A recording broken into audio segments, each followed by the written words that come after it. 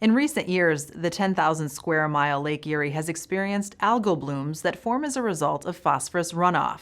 Southeast Michigan farmers recently spent a day on the water learning how to further protect, preserve, and enhance water quality in the Great Lakes. Too much phosphorus and the lake's very shallow depth and warm water make the western basin of Lake Erie even more prone to harmful algal blooms.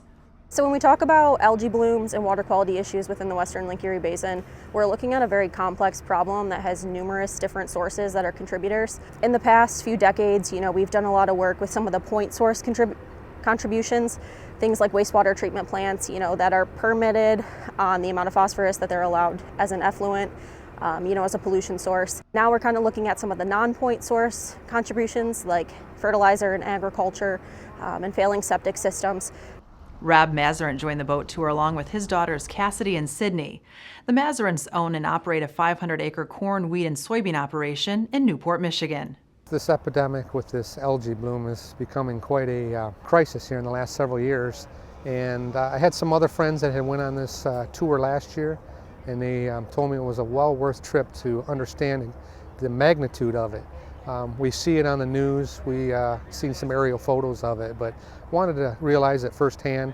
Also wanted to have my daughters experience it so that we can continue to do measures to prevent this and to help it recede over the next generation.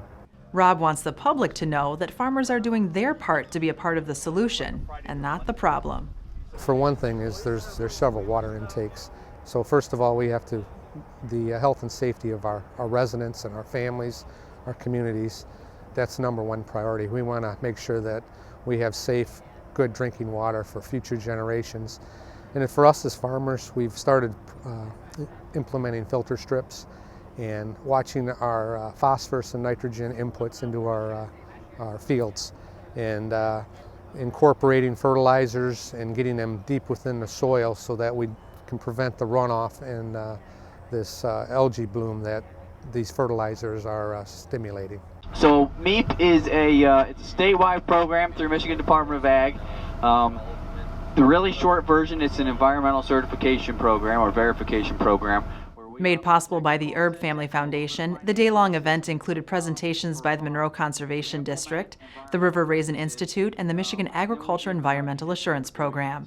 MEEP, it looks at farming through the environmental lens, and we're looking at how some of our practices can impact what's going on in our Great Lakes, especially our water quality, but also some of our air quality and other natural resources.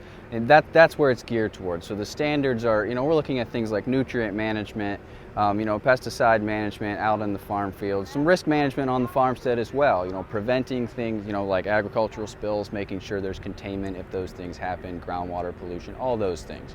It used to be the groundwater stewardship program, so, that kind of says where it's got its roots, and it's really focused on what we're talking about out here.